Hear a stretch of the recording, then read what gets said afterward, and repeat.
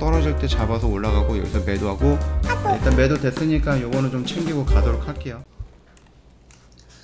네, 반갑습니다. 하부경제TV입니다. 이번 시간 이수학이고요. 한 주가 꽤 빨리 끝난 것 같아요. 시장의 변동성이 위아래로 또 굉장히 크게 나왔기 때문에 또 이수학 주주님들은 이 주중에 인적 분할이라는 뜻밖의 공시를 만나면서 정말 좀 이 멘탈적으로 잠깐 흔들릴 수 있는 시간이 나왔었는데, 뭐 그래도 큰 소란에 대비했을 때 주가의 움직임 자체에는 크게 변동성이 많이 없었다라고 보면 될 것 같습니다. 이 수학 보기 전에 저희 이제 그 채널 홍보 이야기 한번 드리겠습니다. 저희 채널 추가하시면은 주도주도 받아보실 수 있고 무료 추천 종목도 받아보실 수 있고 여기 나와 있는 것들을 다 이용을 해 보실 수 있거든요.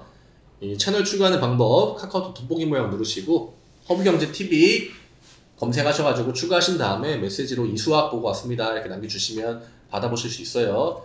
채널 추가하는 게 어렵다 하시면은 댓글에 링크 달아드리니까 이거 누르시고 무료 추천 종목 주도주라고 하죠. 시장에서 끼가 있고 언제든지 올라가고 또 바로 올라가도 이상하지 않은 그런 종목들로 저희가 안내를 잘 골라가지고 해드리고 있으니까 너무 또 의심 같은 거 많이 하지 마시고 한번 받아보시면 좋을 것 같아요.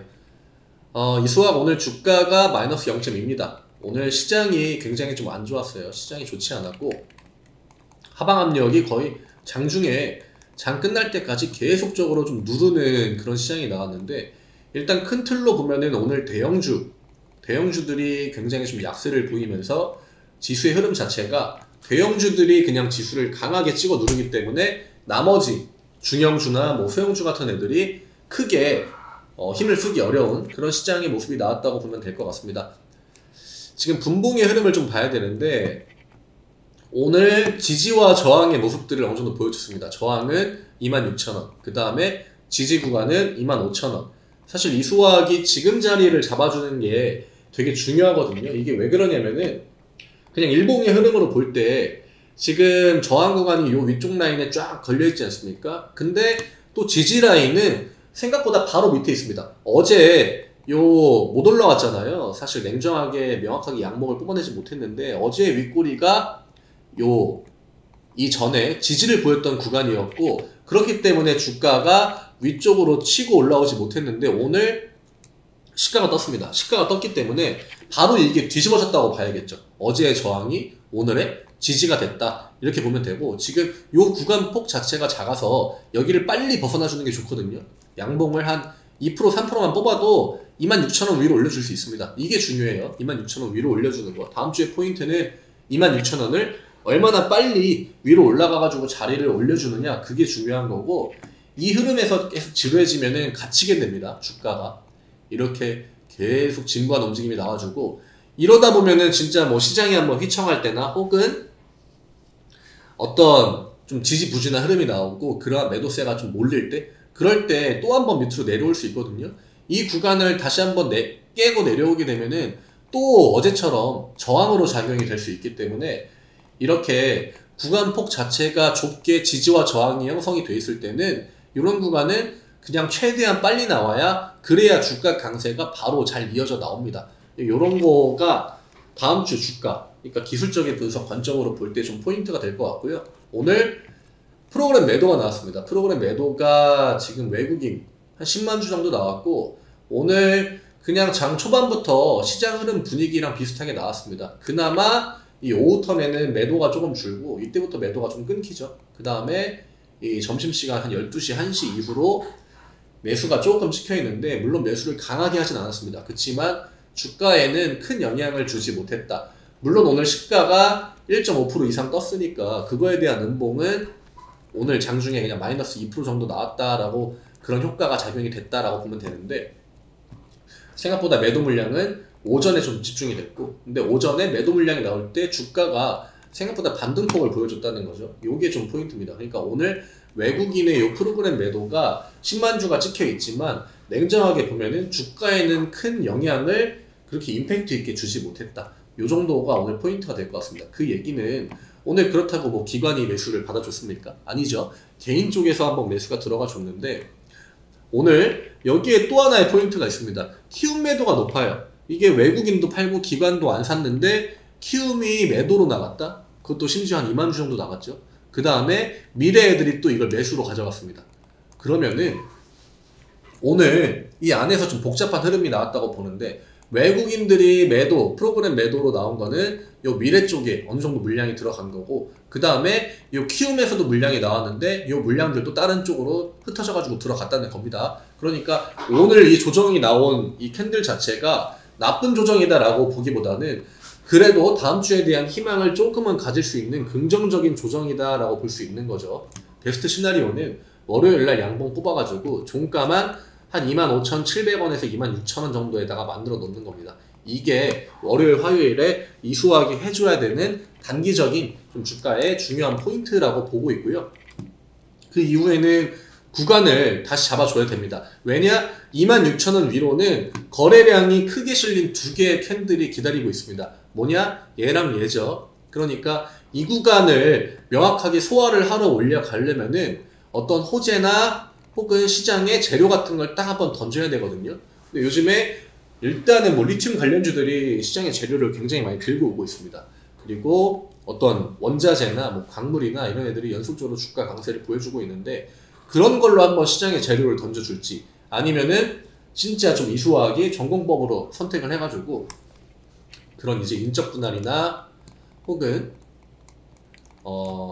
그 전고체 배터리를 새로 이제 이 분할해가지고 신설 법인을 만드는 거잖아요. 그러니까 그런 것들을 어제 그저께 이런 모습처럼 외국인이랑 기관들이 이 매수를 집어 넣어가지고 이 주가를 그냥 요 구간을 자연스럽게 올려가지고 뚫어버리는 거, 요런 게 중요하겠죠. 이게 과거에 바이오주들이 진짜 한번 붐일 때가 있었거든요. 2017년, 18년. 그때 가장 많이 나왔던 패턴들이 뭐냐면은 시가총액이 뭐 고만고만한 종목들이 어떠한 주가의 의도적인 움직임이나 혹은 이런 식으로 뭐 상한가도 만들고 하면서 시가총액이 한 4천억에서 한 8천억 정도 사이까지 올라오지 않습니까? 여기에서 이 외국인이랑 기관들이 중간 자리에서 이 물량들을 받아가지고 그냥 매수로 올려서 수급주로 만들어버리는 거, 이런 패턴들이 굉장히 많이 나왔습니다. 대표적으로 진짜 과거에 우리가 흔히 알 법한 뭐 신라젠이나 그 다음에 지금 좀 난다긴다 하는 바이오 종목들, 대형주들 있지 않습니까? 걔네들이 17년, 18년 때 그런 액션들을 굉장히 많이 보여줬거든요. 그러니까 그런 것들도 한번 기대해 볼 수 있겠고, 아니면은 지금 뭔가 의도를 감추고 있는 과거의 상한가를 만들고 주가 급등세를 연출시켰던 개인 주체들이 한번 자기들이 정해놓은 그 시나리오나 스케줄대로 여기에서 한번 재료를 던지고 급등 패턴을 만들어 줄지, 결국 이 구간을 소화하지 못하면은 윗꼬리까지는 뭐 모른다고 해도 몸통에 대한 거는 확실히 시도를 몇 번 해줘야 되거든요. 거래량이랑 거래대금이 어마어마해요. 그리고 지금 아래 구간보다는 윗 구간들의 물량들이 집중이 되어 있을 겁니다. 요 구간. 그러니까 지금 제가 요 밑에서 한번 준비 발판을 만들어야 되기 때문에 26,000원, 25,000원, 뭐 700원, 800원, 900원 이 라인이 중요하다고 하는 건데, 사실 이 구간을 회복을 한다면은 그 다음번이 진짜 이제 이수화의 어떤 미션이 되겠죠. 최종 미션. 그래서 다음 주는 단계별로 구간 한번 올려주고 그 다음에 구간을 올려준 다음에는 어떤 액션을 보여주는지 그거에 맞게 저랑 또 같이 한 주 대응하시면 될 것 같습니다.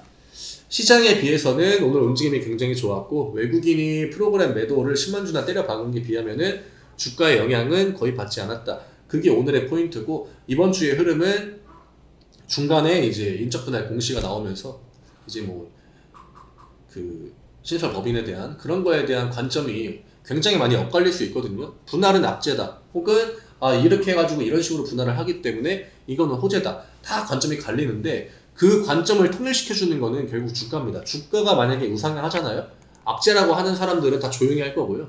만약에 주가가 진짜 뭐 계속 하방으로 밀렸다, 어제 반등이 안 나왔다 하면은 분명히 이제 이거 봐봐, 악재잖아, 분할은 무조건 악재야, 이렇게 된단 말입니다. 이 결국에는 그냥 주가가 정답을 알려주는 거예요. 그거에 대해서 뭐 제가 아무리 호재라고 이야기를 했지만 그거는 저의 관점일 뿐이고, 제가 호재라고 얘기를 해도 주가 반등이 안 나왔다? 그러면은 이 수학을 움직이는 주체들 입장에서는 이거를 그냥 악재라고 보고 내다 파는 겁니다. 그러니까 이 주가의 방향이 이번 주에 턴을 바로 해주고 상방 구간을 잡아줬다는 거, 요거에다가 포커스를 맞추는 게 맞지 않을까. 그리고 이게 제 개인적인 생각인데 이게 인적 분할을 하지 않습니까? 인적 분할을 할 때는 이 신설법인을 만드는 그 B라는 이제 또 하나 띵해서 나올 거 아니에요. 그러니까 얘가 얼마나 시장에서 매력적인지. 그러니까 만약에 뭐 OCI를 예를 들면은 이것도 저희 회원분한테 한번 이야기를 드렸는데 OCI가 기존의 태양광을 본체에다가 두고 화학 쪽을 신설법인으로 떼냈거든요. 근데 우리나라 시장에서 사실 이 화학 쪽, 그러니까 정유나 이런 뭐 폴리실리콘이나 이게 매력적인 업종은 아니에요. 그러니까 이수화학의 케이스랑 좀 반대인 거죠. OCI가 최근에 주가 움직임이 좀 지지부진한데 이수화학은 기존에 좀 인기가 없는 거를 본체에다가 두고 인기가 많은 거를 새로운 데다가 떼어내지 않았습니까? 요거는 정반대의 케이스. 이런 패턴이 지금 이수화학의 주가가 보여주는 그 정답을 미리 좀 힌트를 주는 것이 아닌가 이렇게 생각해요.